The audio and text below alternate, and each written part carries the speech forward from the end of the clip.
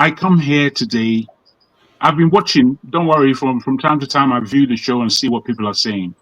In this particular occasion, I wanted to come on because I'm extremely emotional about the scenario that takes place right now in Nigeria. Extremely. I'm completely unhappy with those who have been brave enough to come on the platform and call themselves Fulani, Fulbe, Pulo, whatever they wish to call themselves. We know exactly who you are. I tremble as to how the Fulani as a group have taken such a stronghold in the Nigerian constitution, in the Nigerian space. The strongest country in West Africa is actually the weakest at the moment, largely because of the Fulani interjection, as far as I'm concerned. We all have our problems. I, as a Yoruba person, I do not support the Yoruba president because I believe us in the South have a completely different way of reckoning. We reckon largely, at least as the people, if not politically, we largely reckon in meritocracy. We largely reckon in the rule of law. What I find is that the whole of Nigeria is far too polite. At times when they need to be gun ho, we are far too polite. We are a rough nation, don't get me wrong, but we are also quite gentle as a people. I am bemused at what a lot of the Fulani guests have said today. To me, they don't seem very apologetic. They are to say, not my problem. There's somebody who is saying that we in the North suffer more than you in the South. Is that reasonable thinking? That's not reasonable.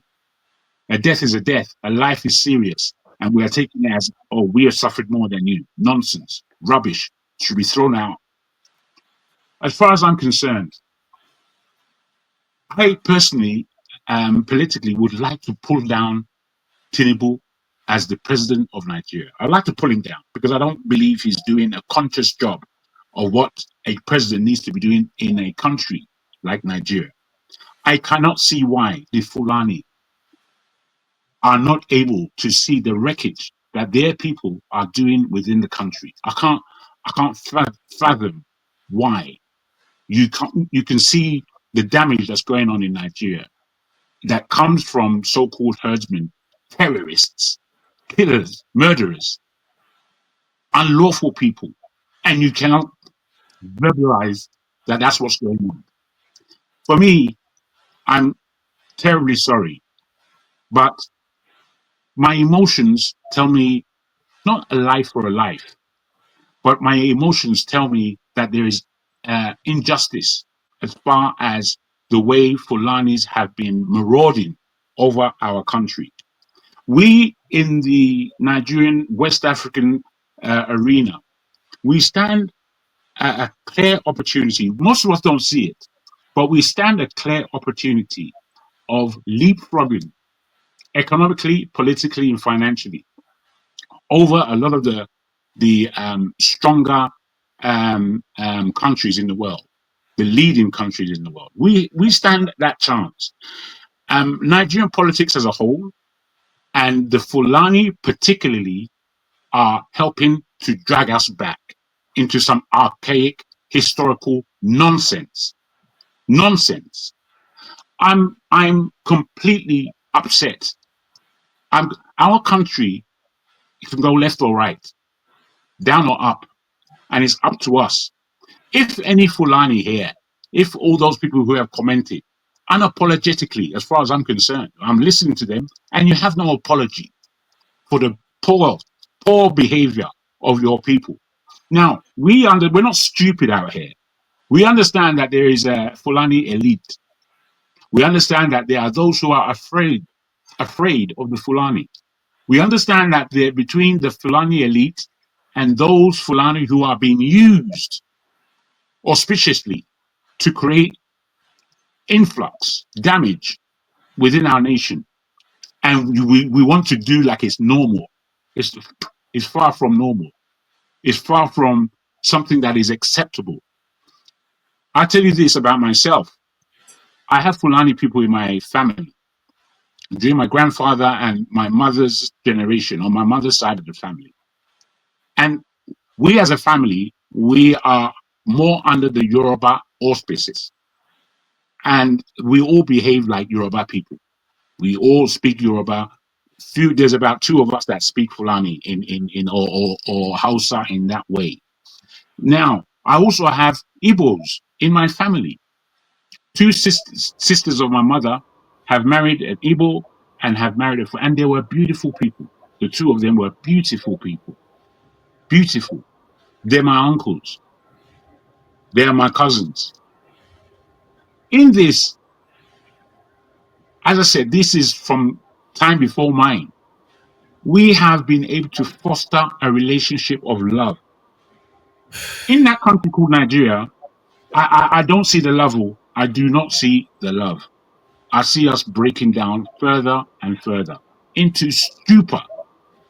The country would almost certainly blow up in a civil war yet again because of the same thing of marginalization and those who are seen as special, those who would commit a crime and not be subject to the rule of law. What is this? How is it that we come to behave like this and then feel as though this is the standard for us in Nigeria? I'm totally unhappy with it. Though, as I say again, we in the South, no matter our disagreements, there's a way that we perform verbally that suggests that although we have wranglings, deep wranglings, we still suggest an arena where we can form a semblance of the land lies straight. But unfortunately, we know we're Nigerians, and we know that the impunity of most of our leaders, and therefore some of our people, enters into the space where we feel that we are better than others. Now, you see, this kind of non-humility that many of us aspire to is the killing of the country. Because of the fact that we have one or two brave Fulani people on air right now today, and the importance of this subject, that will suggest that we have no apology to make. We are not the ones who will make the land even in terms of how politics and socialism is concerned. I'm sorry, my words don't fit my emotion because my emotion is high. In my own village, Ifonlaile, in my own village, they killed our king. They killed our king. I will say again, it's not an ordinary person they killed, though. They killed the king. I personally feel almost like Nigeria is the Wild West. And I want to be a part of that gunslinging Wild West, where we'll just be killing ourselves anyhow. As has been said, we have a minority to the tune of 7% who are running that country into hell, running the country backward, and nobody wants to admit it. We have been begging from the time of our World War for education to be I beg your pardon, the freedom of the nation. Those in the North have largely objected to that. We don't want European education. We want to invest ourselves in the Quran. I'm afraid this is the stupidity that those in the North are helping to oppress the whole nation. We are not speaking hard enough. We're speaking as though we are not competent to what's going on around us. We have a country that is going backwards fast. I've always compared the leadership of what's going on in the Sahel as to the AES countries that have come together. Ibrahim Traore, firstly. who seems as a Muslim himself. He rejected what Saudi Arabia were offering him because it didn't make sense. It didn't make economic sense. And the man is about economic freedom and justice within his land. He took out the European hegemony that was oppressing their nations. Yes, by military lands, it is fair enough. However, I'm sorry, our leadership and our politics and the way we think and the way we socialize in that country called Nigeria, that should be the #1 black nation in the world, is appalling. And we're going nowhere fast. The people who are so-called Hausa, I have a question for them, but I needed a rant first. I do have a question. And my question is that I would like for the Yorubas to pull down our Yoruba president because he's rubbish. He's rubbish at the job. He's not even viewing what's going on at the moment. He's rubbish. We don't want to admit these things. And I can't understand why. We all see what it is. We see. Why are we pretending that we don't see it? It is the responsibility of those people who call themselves Fulani to pull this shit back before it goes up in smoke. And the smoke that would happen in that Nigeria will be hellbound. So if the Fulani want to be an apology, it's not my fault. I am a city guy. You want me to go to the village, you rubbish person. I'm afraid. We don't want you to go to the village. We want you to stand up for justice. Why are your people going free from the murderous institutions that they have created? Why are they going free? If he was an able person, do you think that man can go free? He can't. If he's a Yoruba, the Yorubas themselves would pull him out normally, apart from the fact that there are many ethnically minded Yorubas. There are many of them, we know. We cannot in Nigeria or as Nigerians afford not to speak out at these kind of times. We need to stand up as to who we are and plead. If we're to live together in that country, we need to plead for justice. It is not a question, I believe, as to insecurity alone, because the politicians themselves are those who are. How long are we going to hear this? We're tired. I've been trying to be patient. Who's that? Man, and I'm tired. Dr. Perry. And you have to hear me now. Let him you have finish. to hear.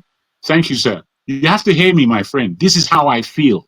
No matter how you feel, I'm asking you to take what I'm saying on board. If it's boring you, it just speaks as to you do not understand the deep level of immunity that you have. You are speaking from a point of view. I don't care if you die. If you die, we have died more. Rubbish and rubbish upon more rubbish. Stink is what I put to you. I need to ask whoever a real question as to what is going to solve this before we just have another civil war.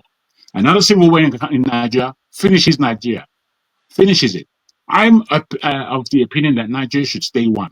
But man, I'm coming to the point that Nigeria should just break up. Just break up. Because if Nigeria broke up, the South would have no Fulani people in there. You can go and correct your own mess elsewhere.